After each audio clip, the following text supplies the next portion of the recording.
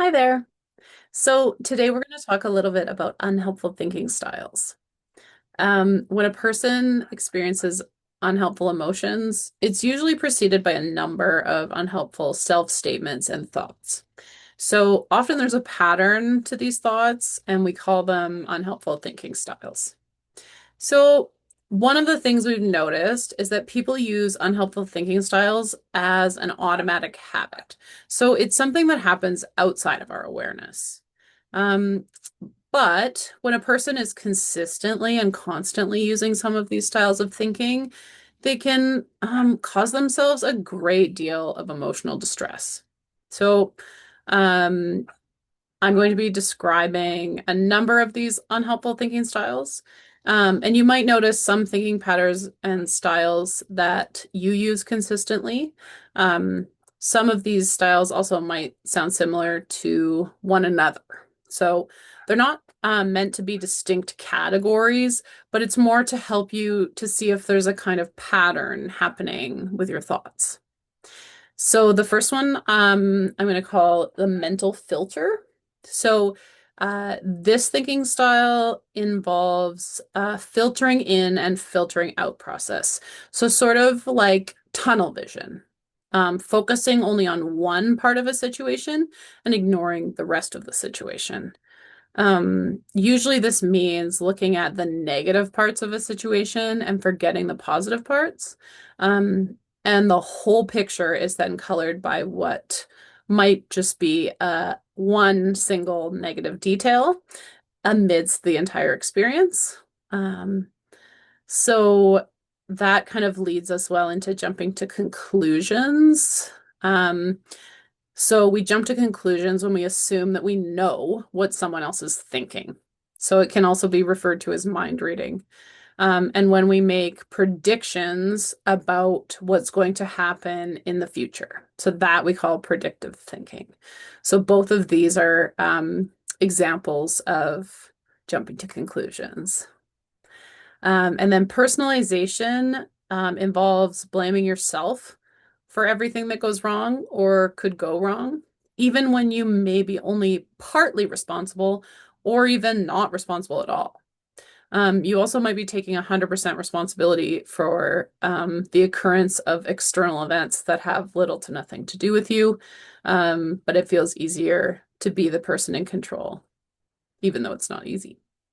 Catastrophizing, I feel like this one is more commonly known about. It occurs when people blow things out of proportion, and when we view a situation as terrible, awful, dreadful, and horrible, even though the reality is the problem itself is really small.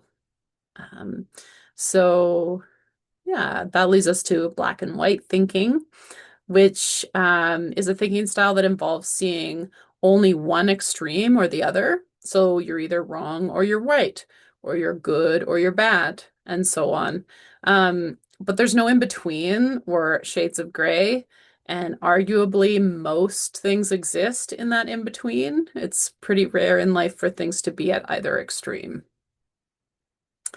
Um, Magnification and minimization is another one. So, in this thinking style, you magnify the positive attributes of other people and minimize your own positive attributes.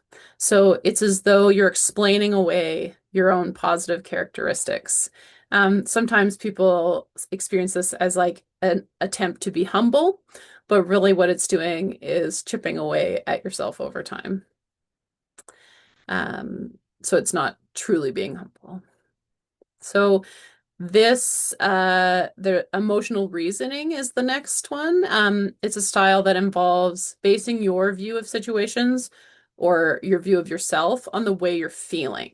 So, for example, the only evidence that something bad is going to happen is that you feel like something bad is going to happen. Um, so this one can be really hard when you're a deeply feeling person, and it can be hard to separate um, sort of our thoughts from our feelings. Another one is called labeling. So we label ourselves and others when we make global statements. based on behavior in specific situations.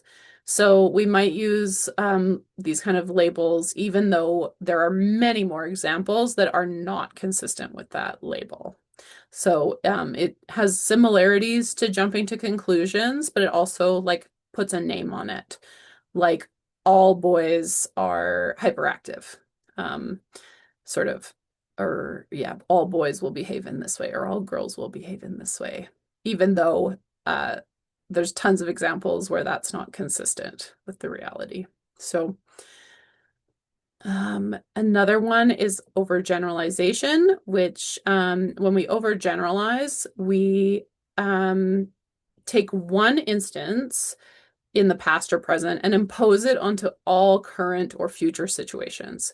So, for example, if we say, you always do this, or everyone just says this, or I never do this, then we're probably overgeneralizing. So, saying things like always, never, everyone, no one, it just, those sort of absolute terms is a good sign that we are overgeneralizing.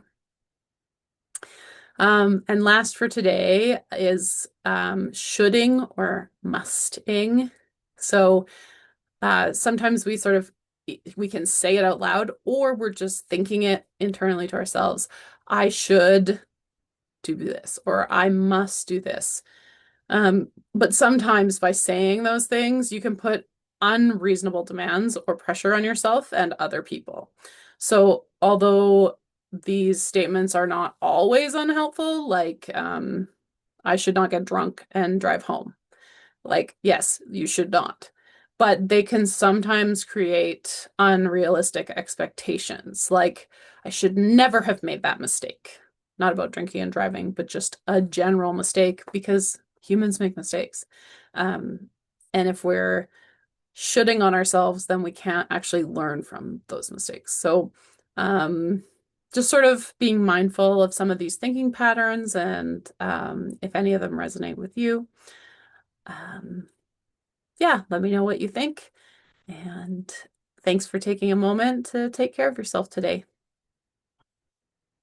Bye.